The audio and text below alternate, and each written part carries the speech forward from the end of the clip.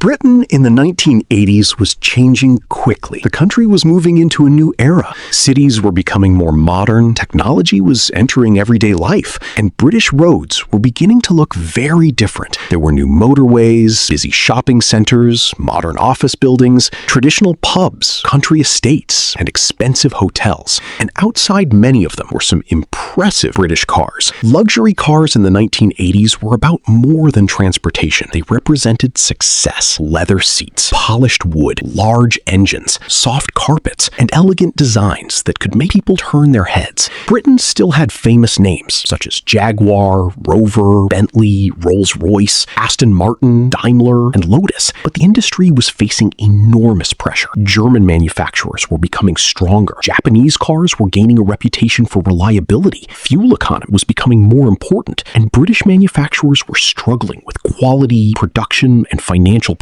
Some cars survived, some were replaced by newer models, and others slowly disappeared from British roads. Today, we're counting down 10 British cars from the 1980s that have become surprisingly difficult to see. Some were luxurious, some were fast, some were everyday executive cars, and number 1 was a car that many people believed deserved a much better fate. Let's begin. Number 10. The Rover SD1 Vitesse. The Rover SD1 was one of the most distinctive British executive cars of its generation. Introduced in the 1970s, it continued into the 1980s with several different versions. The Vitesse was one of the most exciting. Its long bonnet, sharp nose, large windows, and unusual hatchback body gave it a modern appearance. It looked completely different from the traditional Rover P5 and P6. Under the bonnet was Rover's famous 3.5-liter V8. The Vitesse received performance improvements that made it considerably more entertaining to drive. Inside, there was plenty of space for passengers. The hatchback also made the car surprisingly practical. This was an executive car that could carry a family, handle long motorway journeys, and still feel quick when the road opened up. The SD1 also developed a strong motorsport reputation. That gave the car an image that went beyond traditional luxury.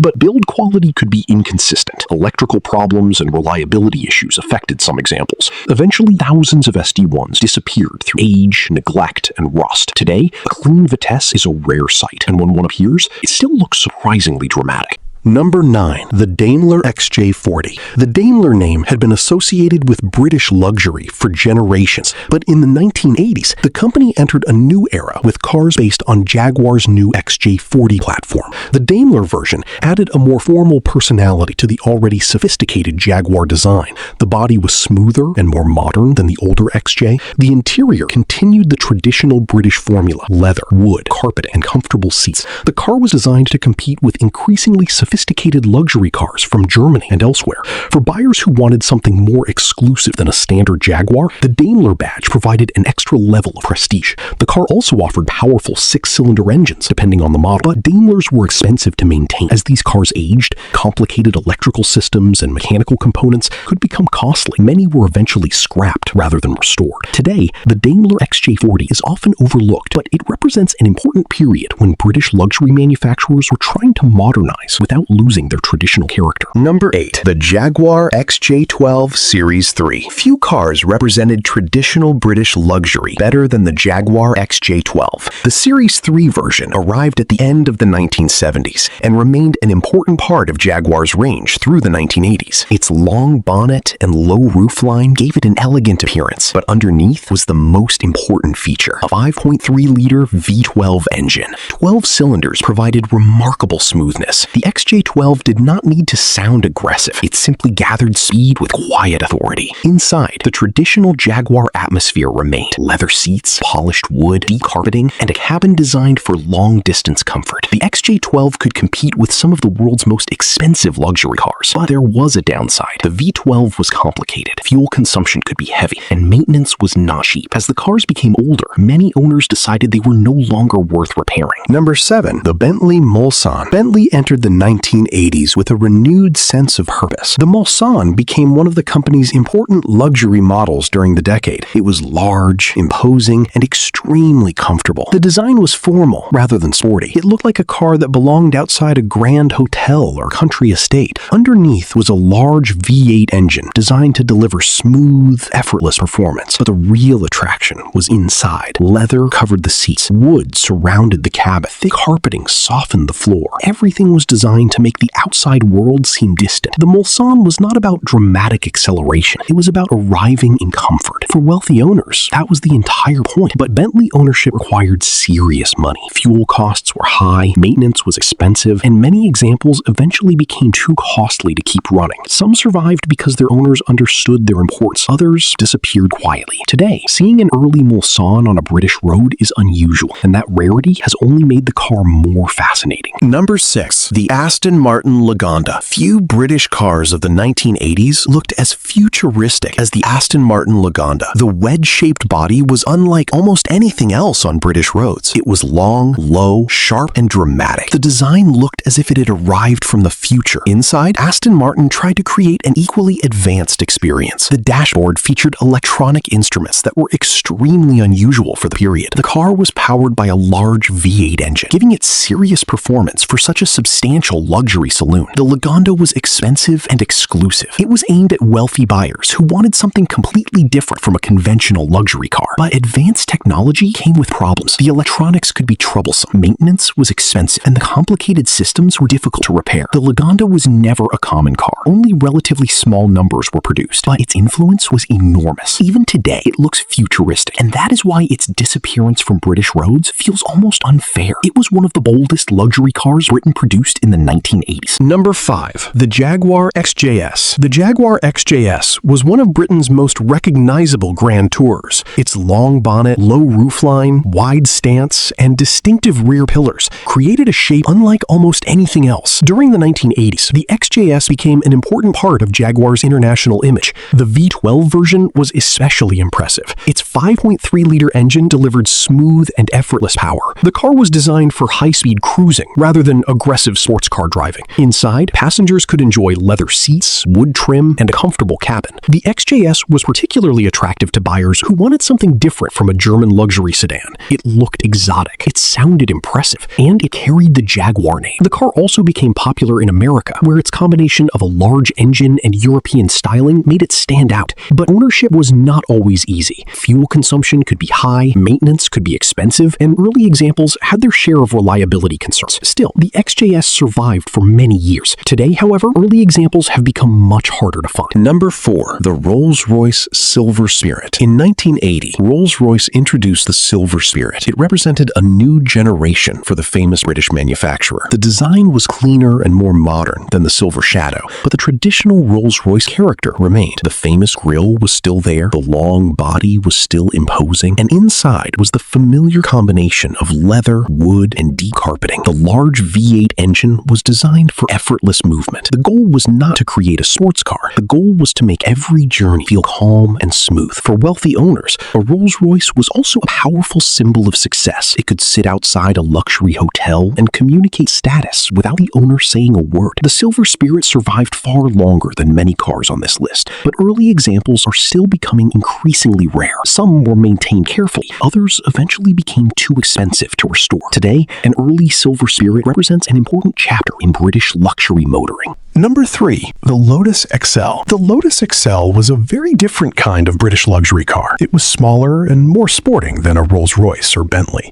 but it offered something those cars could not: lightweight, agility, and genuine driver involvement. Introduced in the early 1980s, the Excel featured a sleek fiberglass body and a 4-cylinder engine. Its design was sharp and aerodynamic. Inside, it was more comfortable than many pure sports cars, making it suitable for longer journeys. The Excel appealed to drivers who wanted a British Grand Tour that was exciting without being enormous. It also carried the reputation of Lotus engineering.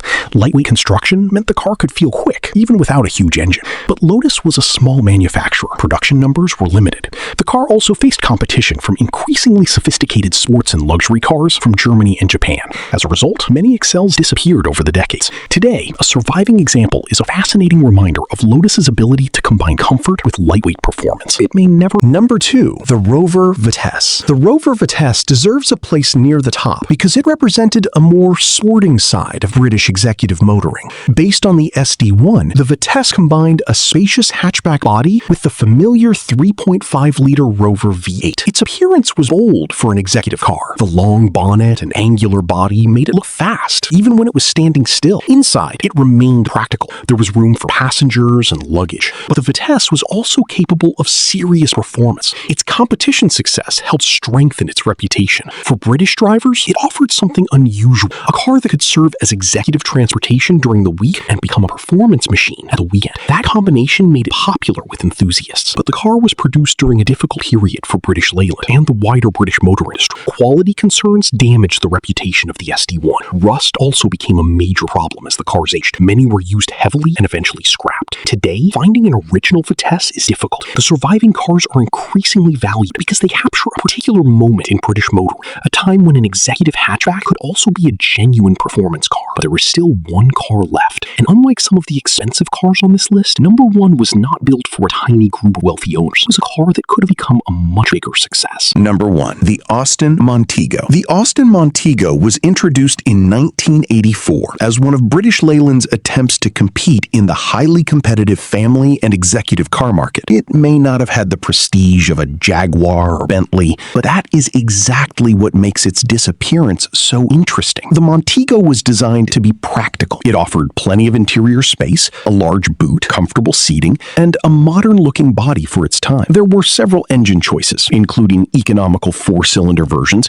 and more powerful options. The car was also available in estate form, making it useful for families and business users. For many British drivers, the Montego was simply a sensible choice. It could handle commuting, school runs, shopping, long motorway journeys, and family holidays. But the Montego entered a market that was becoming extremely difficult for British manufacturers. Ford was incredibly strong. Vauxhall had a major presence. German manufacturers were becoming increasingly desirable, and Japanese brands were building a reputation for reliability. The Montego also suffered from the wider problems affecting British Leyland and Austin Rover. Build quality could be inconsistent. The car struggled to establish a strong image, and many buyers simply preferred better. The 1980s were a complicated decade for British motoring. The country still produced remarkable cars. Jaguar continued building elegant luxury automobiles. Bentley and Rolls-Royce represented the highest levels of traditional craftsmanship. Aston Martin created extraordinary performance cars. Lotus continued pushing lightweight engineering, and Rover and Austin Rover tried to compete in an increasingly international market. But the world was changing. German cars were becoming more sophisticated. Japanese cars were becoming known for reliability, and British manufacturers were fighting serious financial and production problems. Some cars survived those changes, others didn't. The Rover SD1 became a rare reminder of Britain's sporting executive car tradition. The Daimler showed the last years of an older kind of British prestige. The Jaguar XJ12 demonstrated the appeal of a smooth V12. The Aston Martin Lagonda showed just how ambitious British designers could be. And the Aston Montego reminded us that ordinary cars can become important pieces of history. These cars were not perfect. Some were expensive to maintain, some were unreliable, some were complicated, and many were built in relatively small numbers. So they had something that made them memorable. Character. They looked different, they sounded different, and they belonged to a particular moment in British history. Today, most have disappeared from Britain's. So when one survives, people notice because these cars are more than